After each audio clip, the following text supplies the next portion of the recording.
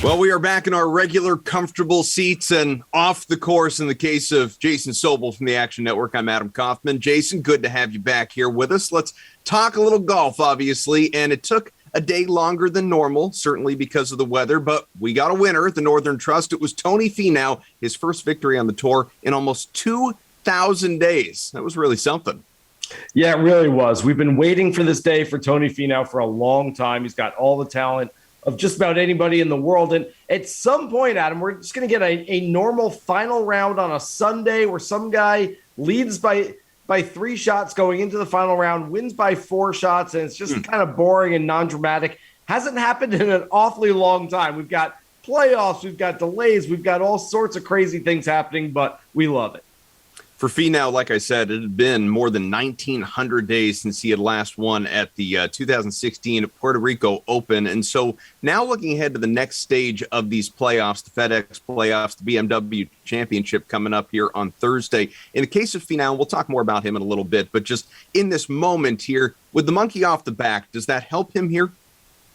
Yeah, certainly. I think this frees him up to go out and play some more open golf, some more freewheeling kind of golf. And the one word that I've heard people use over the last 24 hours is floodgates. I don't think there's such a thing as floodgates anymore, and by that, I think people are saying, is Tony Finau now going to win a whole bunch of events and continue winning on a regular basis?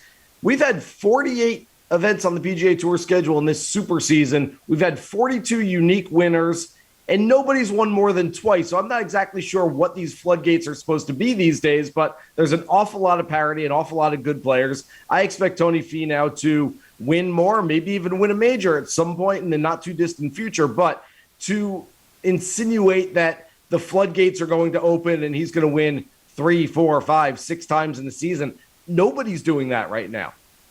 Yeah, well, it's not like, one home run turning into a handful for a baseball player. Winning an entire tournament over a 4-day stretch is a very different, more challenging thing, certainly. So we'll see. It would be nice, obviously, if Finau were able to go out and win a handful in a row, but it has to start with that next one. So as we look ahead to the BMW Championship, one guy who obviously faltered, and that was Jon Rahm. He led after round 1, and then things kind of went awry for him from that point forward. Does he bounce back, do you think? The DK Sportsbook has him at plus 550 odds to win this thing.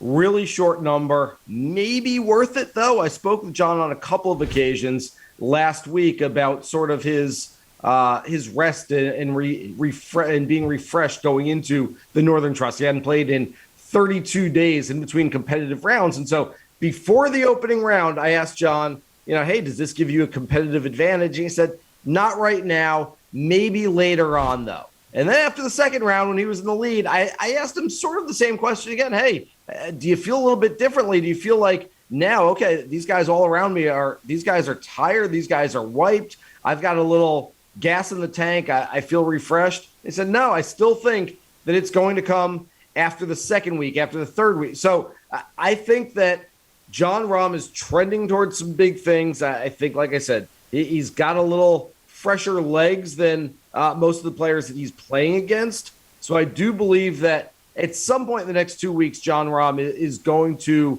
pop up there and win one of these. I'd put my money on next week as opposed to this week, though. All right, so Rahm is the favorite to bounce back and win this thing. After him, at better than plus 2,000 odds on the DraftKings Sportsbook, you have the likes of Xander Schauffele, Jordan Spieth, Colin Morikawa. You have Justin Thomas there as well. Who do you like from this group?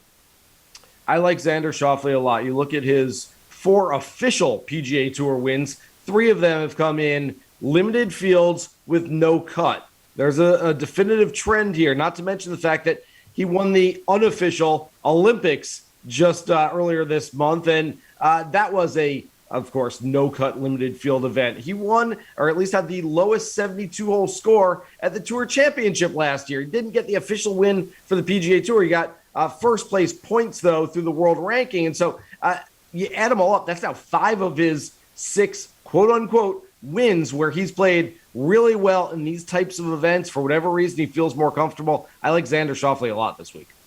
Cam Smith, of course, lost to Finau in a playoff there at Liberty National on Monday. And so If you look at odds for both of them, Smith is plus 2,800. You have Finau plus 3,000. Again, two guys that were right there at the top of the leaderboard. Do you go back to either one of them here for the BMW Championship?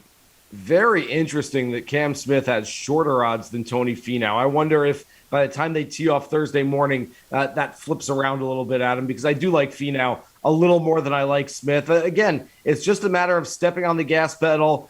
He's obviously playing some solid golf right now. He's putting really well, and that was the key for him on Monday afternoon. So we've seen it before. Camilo Villegas, Billy Horschel. We've seen guys who aren't necessarily superstars get hot in the playoffs. Tony Finau is probably a bigger star than those guys were at the times of their multiple victories in the FedEx Cup playoffs. So if they can do it, I could see Finau doing it as well. I like him more than I like Smith this week.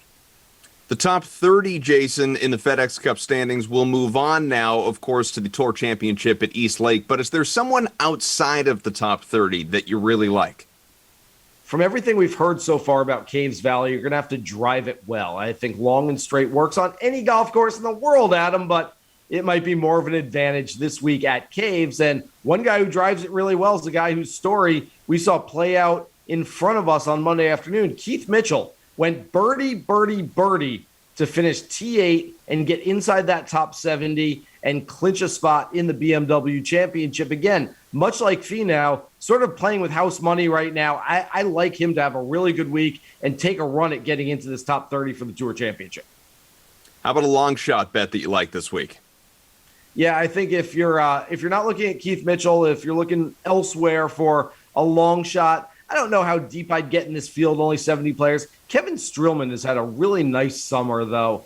Maybe overlooked at 42 years old. Okay, he's probably on the back nine of his career, and okay, he can't necessarily bang it out there with some of the biggest hitters on the PGA Tour, but he's just enjoying life, enjoying playing golf, and he enjoys the competition. I can see Kevin Streelman. I thought that he was going to win something at some point this summer. He's come close. He hasn't broken through. It could certainly happen this week. Jason, as always, we need a winner from you. Who's going to take down the BMW Championship? Caves Valley has been described to me as a big Northeast bent grass golf course. And as soon as I heard that three-word descriptor, I thought of one player, Dustin Johnson. I get it. Dustin Johnson is not even close to playing his best golf recently. He's missed the cut in two of his last three starts, including last week at the Northern Trust. But we've seen him win a major championship at Oakmont. We've seen him win multiple playoff events on big Northeast golf courses. He won a WGC at Firestone, almost won the PGA at Bethpage a couple of years ago. This is right up his alley. I think there's a good number on him after, like I said, that miscut last week. He was missing his driver for the opening round. He cracked it right before he started. I think that threw him off last week. With a new driver in the bag, with some confidence, I think this course should be right up Dustin Johnson's alley.